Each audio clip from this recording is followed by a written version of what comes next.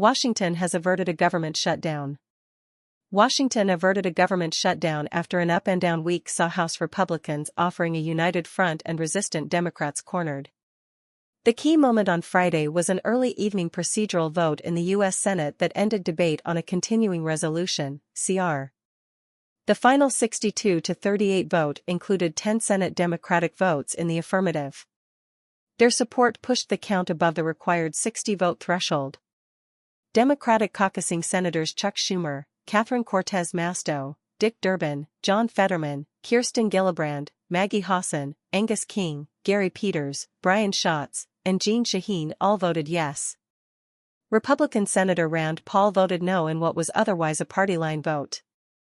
A final vote then followed later, shortly after 6 p.m., and passed comfortably.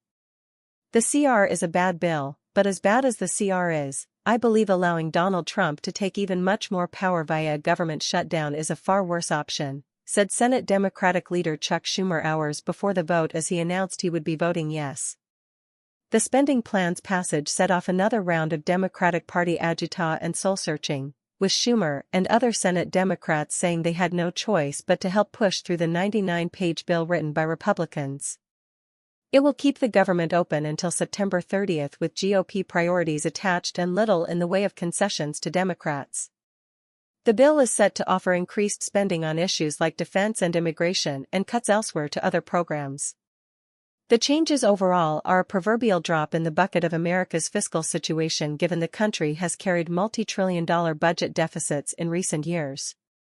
What we're leaving in terms of debt, what the next generation will be inheriting, and at this point it's not just an economic risk, I think it's a huge national security risk, Maya McGuinness, president of the Committee for a Responsible Federal Budget, said Friday in a new episode of Yahoo Finance's Capital Gains podcast.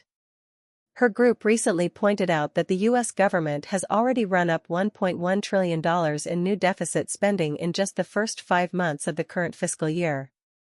The group also found that this week's bill will likely have the net fiscal impact of adding $7 billion to the debt in the years ahead, largely because cuts to the IRS will allow more people to avoid paying taxes and drive down collections. It also doesn't help that this week's fight came during a climate of deep economic unease. Stock sell-offs have put markets into a correction at the same time as firms slash S&P 500 year-end targets. Trump's trade war also continues unabated and, so far, the president appears unconcerned about its impact on the economy. A week of brinksmanship.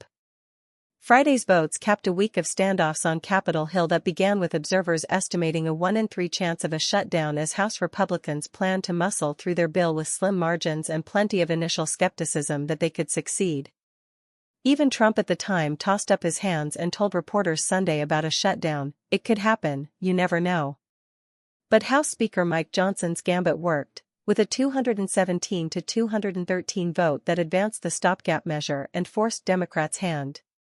Speaker Johnson saw only one member of his own party, Representative Thomas Massie of Kentucky, oppose the bill and one Democrat, Representative Jared Golden of Maine, moved to support the GOP plan. The path to passage in the Senate was always more complicated, and Democratic leader Schumer briefly spiked shutdown odds midweek when he signaled that Democrats would be opposed. "Our caucus is unified," Schumer said at the time, promising to block the plan and pushing a 1-month bill instead.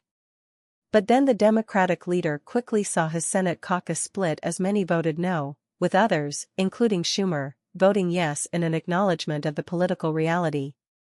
For his part, on Friday, Trump offered a perhaps facetious, "Congratulations to Chuck Schumer for doing the right thing." He then inadvertently reminded wary markets that plenty of opportunities for government dysfunction lie ahead.